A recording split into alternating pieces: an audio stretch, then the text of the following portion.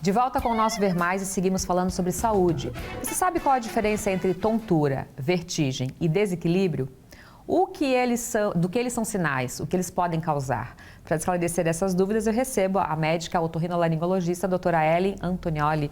Doutora, muito obrigada por ter vindo, boa tarde. Boa tarde, eu que agradeço, o convite. Olha só, esses três sintomas, digamos assim, que eu citei, eles têm relação, são a mesma coisa? Qual a diferença?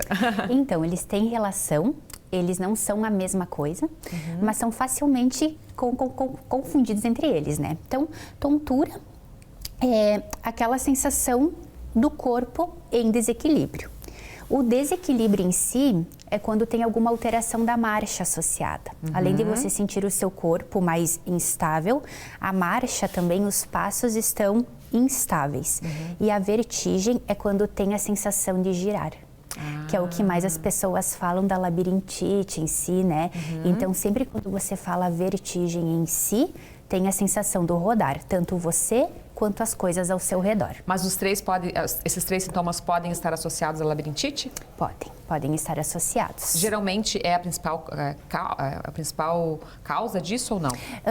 Eu diria que eles são sintomas, são sinais, né? A principal deles é a vertigem, né? Quando são questões que podem estar associadas a diversas causas. Então, quando uma pessoa fala que está tonta, a primeira coisa que se pensa em algo otorrinolaringológico, algo do labirinto que está no ouvido interno. E nesses casos, a vertigem é o principal sinal, a principal queixa. Eu estou tonto com sensação de girar e rodar. Nos outros quesitos, o desequilíbrio, a tontura em si, a gente precisa dar uma esmiuçada para ver, porque pode ser uma gama de patologias. Sim. Então, nós otorrinos até brincamos que é um dos sintomas mais difíceis, às vezes, de você fechar o diagnóstico naquele momento, né? Mas sim, eles podem estar associados e se confundir ali de uma forma fácil. Mas o primeiro médico que a gente procura é o otorrino, então. É o tá otorrino, certo isso? Tá certo. Que exames detectam? Né? Quais são os primeiros exames que vocês fazem, por exemplo? Primeira coisa é a consulta na anamnese, que são as perguntas investigativas ali. Muitas vezes, só por ali, você já consegue saber o que está ocorrendo, né? Então, você vai ver se tem algum sintoma associado, há quanto tempo, qual é o tempo de duração dessa tontura, é uma tontura curta, é uma tontura longa, dura dias, passa, não passa, tem enjoos associados, não tem sintomas neurológicos associados, como uma confusão mental, tudo isso já nos ajuda. Dependendo dali, muitas vezes o paciente já vai sair com o diagnóstico dali.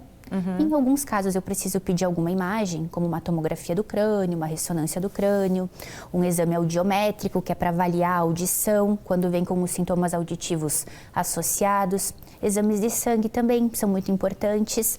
E nós podemos andar ali por uma série de... né? Mas esse seria o básico, junto, claro, ao exame físico, que na consulta tem algumas evidências que quando você examina o paciente, você já sabe mais ou menos por que caminho andar. Antes de procurar o médico, né, quando você está na crise, o que fazer?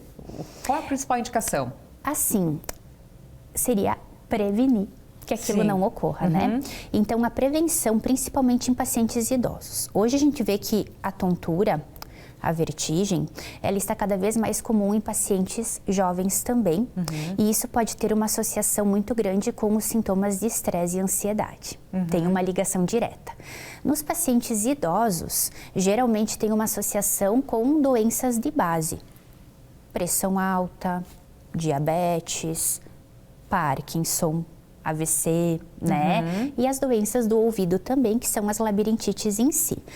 A forma melhor de evitar é se hidratar bem.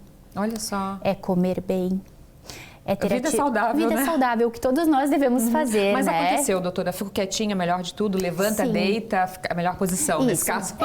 Sentar ou deitar, né? Às vezes os pacientes referem que ficar deitado é melhor, tem alguns que falam que ficar sentado é melhor. É achar a posição que te dá mais conforto e segurança, porque se você ficar em pé tem um risco de queda, né? E procurar o atendimento médico. O tratamento é com medicamento? Tem duas formas. Tem os medicamentos e quando as causas são do ouvido, tem as manobras também. As manobras como se fosse uma fisioterapia do ouvido para reposicionar. É bem físico mesmo, então. Bem físico, bem físico. Doutora Ellie, muito obrigada por ter vindo, Obrigada. já esclareceu bastante, claro que tem muita coisa, mas volte outras vezes. Obrigada. Até a Obrigada, próxima. até mais.